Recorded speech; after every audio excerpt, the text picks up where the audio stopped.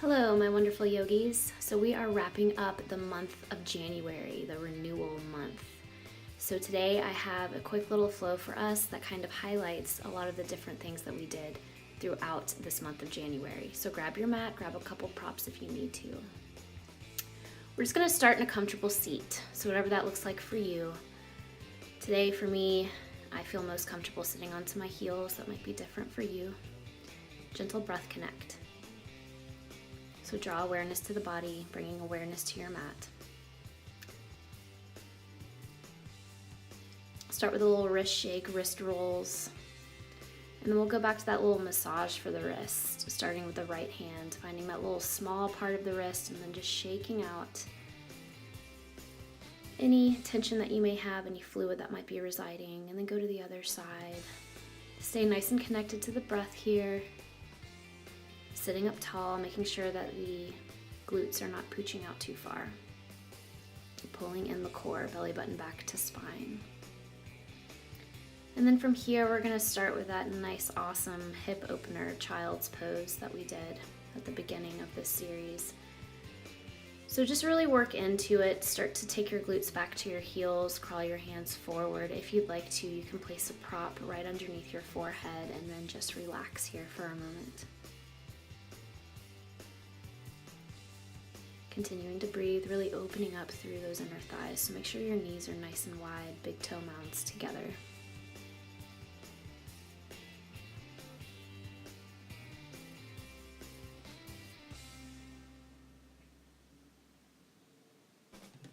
Couple more breaths.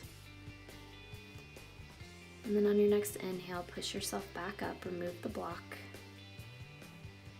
And then we're gonna do a different child's pose that we talked about, bringing knees together, sitting glutes back to the heels. You can leave your arms out in front if you'd like to, or you can swim them down to your sides, resting your forehead down onto the ground, feeling more of a stretch through the low back. Breathing here. And then softly start to rise. And take the arms in behind you and release the fingers, pull down, open the chest. Stretching through the fronts of the shoulders, shining the heart forward.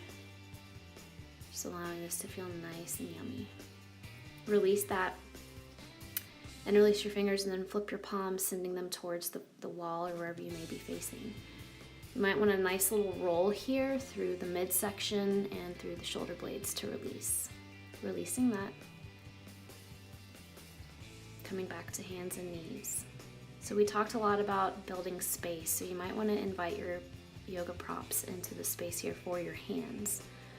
So from tabletop, we're going to bring that right foot forward, coming into a low runner's lunge, stretching that left hip flexor. And then if you'd like to, if you do have yoga blocks, you can bring them up to their highest height. Allow one hand to support you, and then see if you can bring that back foot up towards the glute to feel a really nice stretch through that quad. Staying nice and lifted through the heart, shoulders down and away, only go as far as you can. And then from here, lowering the blocks back down, we're going to shift it back into a half split. So you might need to work into it just a little bit, sending the glutes back to that back heel, allowing the front toes to shoot up towards the ceiling. Really feeling a nice openness through the back of the hamstring and calf. Square the hips, shoulders down and away from the ears. Inhale as you start to shift forward. And then you're going to softly bring that right foot back, replacing it with the left foot. Same sequence on this side. So low runner's lunge, opening up through that hip flexor. Using props if you need. And then start to build the props up and then see if you can come into your nice quad stretch on the back by lifting that back foot up towards the glute. Doesn't have to be anything too intense. Feel it out, take your time. When you grab the foot, you want to try to grab the inside arch of the foot. Helps keep the body in alignment. Tone up through the belly, square the hips, shine the heart.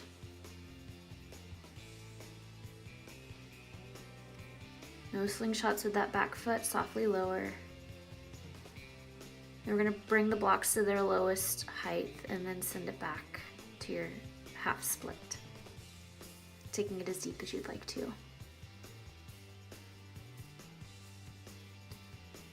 And softly start to come forward. We're gonna place the blocks off to the side, coming into tabletop. We're gonna work through plank and chaturanga here.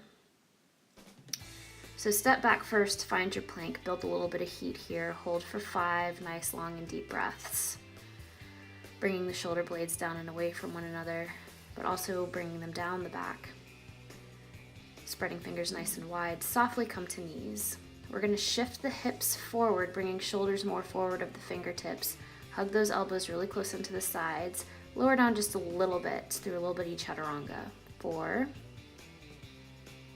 3, make sure you're inhaling on the way up, pull the belly in. 2, you got this. Last one here. Push it up and then send it up and back into a plank and then downward facing dog. Glutes up high, press the ground away with the hands, lengthen through the arms, let that go. And we're softly gonna bring it back down. So maybe we take it a little bit farther if you want. We're gonna stay on the knees. We're gonna push up into plank first, really finding that alignment and core connect. And then we're gonna softly bring the knees back down to the mat when ready. Maybe you go a little bit farther into the arms, creating more of a shelf with the triceps. Maybe you hover the feet, or you can keep toes curled. Do 5, 4, 3, little modified chaturangas, 2, last one, send it back into your downward facing dog. Pedal it out if you need, let the tension go. Fly your right leg high, 3-legged dog, bend the knee, open the hips, another little hip opener here. Be mindful what happens to the weight distribution in the hands, square the hips. Balance the distribution as best you can. Then we're gonna bring that right knee into right elbow, plank position with the body. So firing up through the core just a little bit. Just staying to the right for this sequence. And on the last one, we're gonna hold for 5 counts. So bring it here and hold 5, 4, 3, 2, 1. Send it back. And then we're gonna bring that right foot right in between hands. Come down 45 degrees onto the back foot, root and rise up into a warrior 1 when you're ready. Pull up through the core, just a little bit of challenge for the legs here. Breathe, nice 3 deep inhalations and exhalations.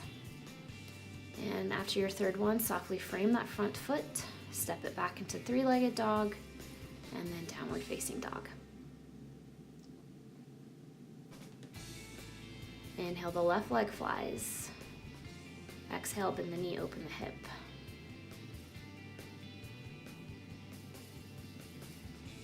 Think about what's going on in the body. Square the hips back, and then we're gonna do some knee taps to that left elbow. Exhale, tap knee to elbow. Inhale back, staying on the left side. Last 3, we'll hold it for 5 on the last one. 2, last 1, and hold for 5, 4, 3, breathe, 2, 1, send it back. And then bring that foot, knee up into chest, place the foot in between hands. Spin down onto that back foot, 45 degrees, using the ball of the foot, safe transitions. And rise into your warrior 1 pose, Virabhadrasana 1. Nice big breaths, feel nice and victorious and strong here. Exhale, float the hands down to frame the front foot. Send it back, 3-legged dog, downward facing dog. And then from here, we're gonna shift forward, just take a little vinyasa. So if your shoulders are feeling up for it, full chaturanga, or that little modified knees, chest, chin that we've worked on. Inhale for cobra, rolling the shoulders down, or perhaps upward facing dog if you feel like it. And then exhale wherever you are, down dog. All right, so just recenter yourself, come down to the knees, bring your glutes back to the heels. So we're about to work into everyone's favorite, dolphin pose. So it's very difficult when you first get started because oftentimes they're very tense in the shoulders, but I promise the more you do this, the more accessible it will be. Come to the forearms, interlace the fingers, and just come into your downward dog. Bringing the head in between elbows, see if you can walk the feet up a little bit more, really opening up through the chest. Nice shoulder stretch here. Just let the head hang heavy, breathe, don't cut off your breath supply, and then step it back. We're gonna come into a forearm plank, toning up through the core. So no swift movement, just engaging all different levels of the body, all different areas. On your next inhale, bring it back into your dolphin as best you can, only walking the feet up as far as you can for now. Hang out here, a little hang time. And then exhale, as you walk the feet back, come back into your forearm plank and hold for nice 5 deep breaths.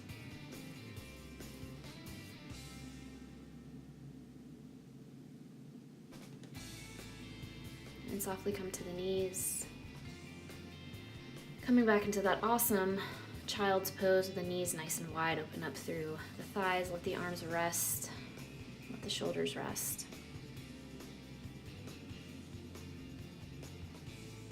Feel the breath, feel all of the energy as it flows through the body.